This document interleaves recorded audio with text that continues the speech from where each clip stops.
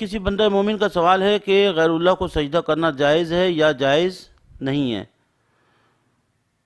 دیکھیں، اللہ کے علاوہ کسی کو بھی سجدہ کرنا کسی بھی صورت جائز نہیں ہے۔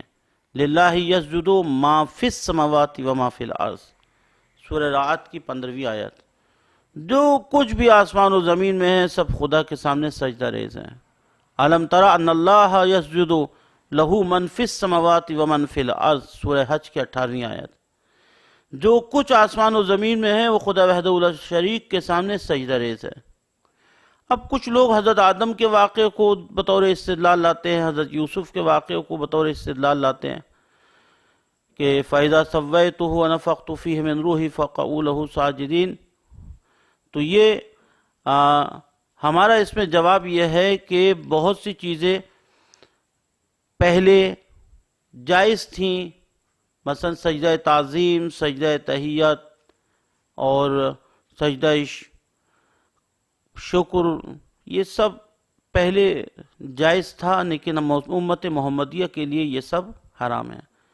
اور جو سجدہ عبادت ہے، کوئی عبادت کی نیت سے حرم امام کے سامنے سجدہ کرے گا وہ تو کافر ہے، کیونکہ غیر اللہ کو سجدہ کرنا عبادت کی نیت سے تو وہ تو واضح طور پر حرام ہے۔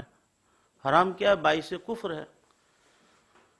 لیکن کوئی اگر اولیاء کرام کے مزار پر، محمد و آل محمد کے مزارات مقدسہ پر جا کر سجدہ کرتا ہے، سجدہ شکر کہ اللہ تیرا شکر ہے کہ تو نے ہمیں زیارت کرنا نصیب فرمایا، نیت میں خدا وحدہ لا شریک ہے، اس کو سجدہ کر رہا ہے، لیکن ظاہراً مثلا رخ کہیں بھی ہو، سجدہ شکر کا رخ تو کہیں بھی ہو سکتا ہے، اور وہ مثلا مزار مقدسہ کے سامنے اس کا رخ ہو گیا ہے تو وہ اللہ کو شکر کر رہا ہے، تو اس سے نہ کفر لازم آتا ہے نہ یہ حرام ہے۔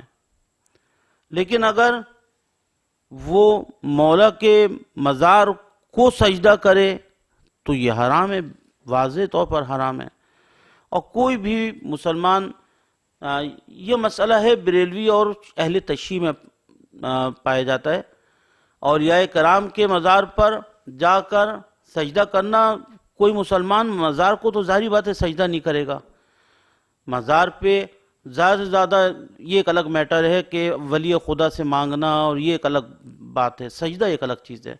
کوئی اولیاء کرام کے مزار پہ جا کر عبادت کی نیت سے یا ان کا شکر کرنے کے لیے سجدہ کرے، شاید یہ بعید ہے، اور اگر ایسا ہے تو یہ فعل حرام ہے، اور خدا ہمیں ہر فعل حرام سے بچنے کی توفیق دے۔ ایک اور سوال ہے زنجیر زنی کے حوالے سے، کہ زنجیر لگانا جو مجتہدین تھے انہوں نے حرام قرار نہیں دیا، آیت اللہ خامنائی نے حرام قرار دیا۔ دیکھیں یہ مسئلہ پرانا ہو چکا ہے اور یہ مسئلہ مبتلا بہ بھی نہیں ہے۔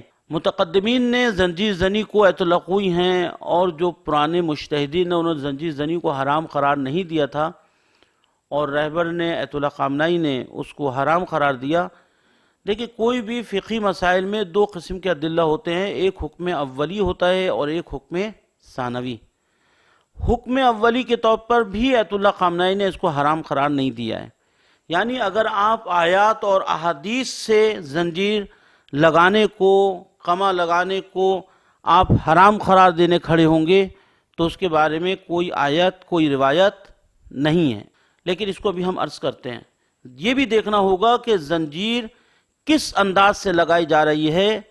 پہلے زمانے میں انہوں نے فتویٰ نہیں دیا اس لیے کہ چھوٹی چھوٹی زنجیریں ہوتی تھیں اور وہ موت کا سبب نہیں تھیں، خون نکلتا تھا، محمد و آل محمد کی غم میں سرشار ہو کر خون نکالنا یہ فعل حرام نہیں ہے، ثواب ہے، لیکن محبت سے سرشار ہو انسان، نہ یہ کہ خواتین کو دکھانے کے لیے اور سفید کپڑا ہی پہن کر زنجیر لگانی ہے تاکہ سفید کپڑے میں نظر آئے۔ ہم کسی کی نیت کو غلط نہیں کہہ سکتے، یقیناً ہم یہ کہہ رہے ہیں نیت اللہ بہتر جانتا ہے، جو بھی زنجیر لگاتے ہیں ان کی نیت خالص ہوتی ہوگی، لیکن ایک بات ہے، لیکن اس زمانے میں اگر حرام قرار نہیں دیا، اس وقت زنجیر لگانے کے انداز بھی الگ تھے، خمہ لگانے کے انداز الگ تھے۔ ابھی اس وقت حالات کے لحاظ سے فتویٰ بھی بدلتا ہے. ابھی اس وقت جس طرح زنجیر لگائی جاتی ہے وہ تو پوری کمر کاٹ لی جاتی ہے، یعنی انسان کی موت واقع ہو جاتی ہے. اور ہر وہ چیز جو انسان، ہر وہ عمل جو انسان کی موت کا سبب بن جائے وہ حرام ہے. حتیٰ کہ اگر آپ روزہ رکھ رہے ہیں، روزہ رکھنا واجب ہے یا نہیں ہے؟ زنجیر لگانا واجب تو نہیں ہے، واجب نہیں ہے، روزہ واجب ہے. لیکن اگر روزہ انسان کی موت کا سبب بن سکتا ہو تو ڈاکٹر نے کہا ہے کہ آپ روزہ نہ رکھیں، یہ آپ کے مرض کے بڑھنے کا اور آپ کی جان جانے کا خطرہ بن سکتا ہے، روزہ رکھنا حرام ہے. تو اسی طرح زنجیر لگانا ہے. اگر زنجیر لگانا، خمہ لگانا انسان کی موت کا سبب بن جائے تو وہ زنجیر لگانا، خمہ لگانا یقیناً حرام ہو جائے گا. اور یہ ابھی کے مجتہدین، پرانے مجتہدین کی بحث ہی نہیں ہے. ایک مثال اور عرض کر دیں کہ نماز آپ نے شروع کی، نماز توڑنا حرام ہے. لیکن اگر کوئی آدمی ڈوب رہا ہے تو پھر اس کو بچانے کے خاطر نماز توڑ دینا واجب ہو جائے گا اگر آپ کے علاوہ کوئی نہیں ہے وہاں پر.